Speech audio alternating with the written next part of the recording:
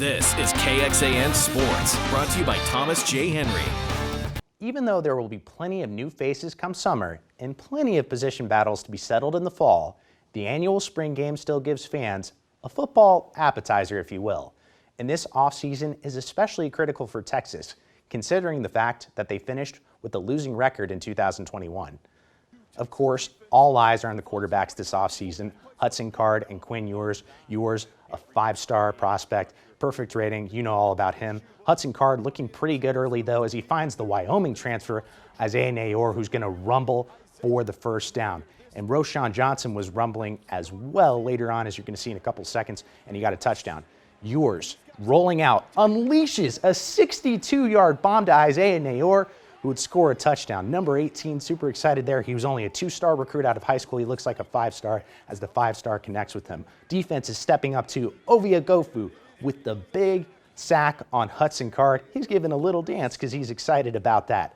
Yours to Roschon Johnson. Johnson blasts through the line of scrimmage, and he is in the open field, and even though he's RB2, he's looking like one of the best running backs in the country with the 55-yard touchdown, and he's giving some dabs to the Spurs right there. Ewers dropping back, rare mistake here, throws an interception to Anthony Cook across the middle. It was intended for Casey Kane. He was pretty good all day, though.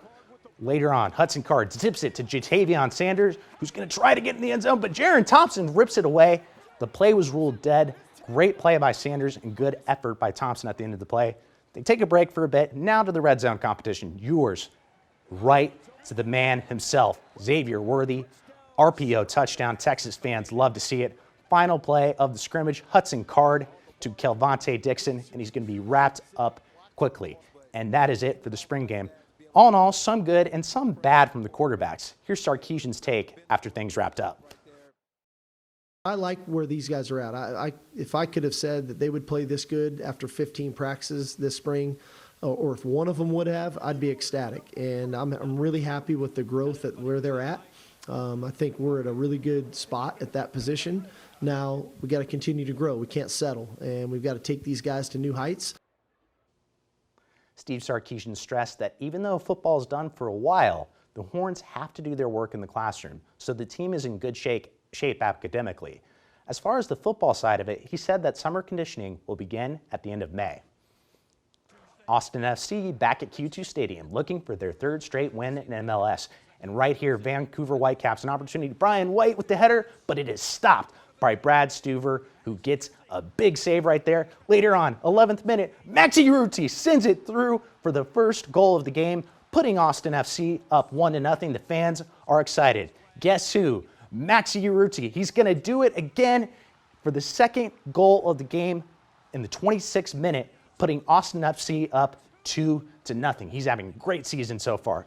Austin FC in the 67th minute. Nick Lima throws it in, and Sebastian DeRussi scores on the header, 3-0 Austin FC. That's DeRussi's sixth goal of the season. Austin FC would win by the final of 3-0 over Vancouver. They have 17 points in the standings now. Austin FC is in first place in the Western Conference.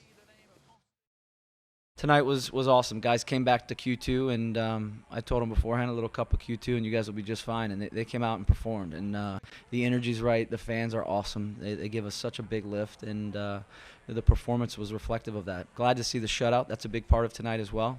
But, very controlling performance, mature, responsible, and 3 goals. I always want more. I always want more. These guys won't stop hearing that from me. But glad to get the 3 points.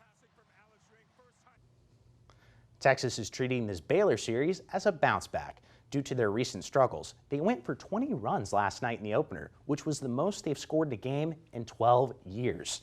They brought the big bats out once again today. They also honored the 2002 national title team. For the first pitch, All-American Justin Simmons threw it early on. Baylor up 2-1 in the top of the third. Jared McKenzie sends it deep into left field for a home run, putting the Bears up 3-1.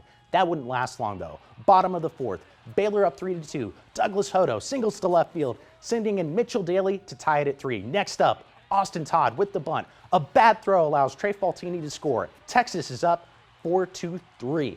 And you can see Trey's excited jogging in. Ivan Melendez at the plate now. A 2-run home run, his 19th of the season, putting the Longhorns up 6-3, and Douglas Hodo giving him a big hug. A bit of a scare here. Trey Faltini, a ball flies right off his bat at head coach David Pierce. Thankfully, he ducks, and he's okay. He was happy, though, because Faltini delivered with a 2-run home run, putting Texas up 8-3. The Longhorns rolled again, clinching the series with a 13-4 win today. Game 3 of the series is another 1 p.m. start. Mavs facing the Utah Jazz for Game 4 of their first-round series. It's the return of Luka Doncic. Luka Doncic with the move and layup inside for his first basket of the playoffs. Fourth quarter, Mavs up 1. Donovan Mitchell with the layup inside to give the Jazz the lead.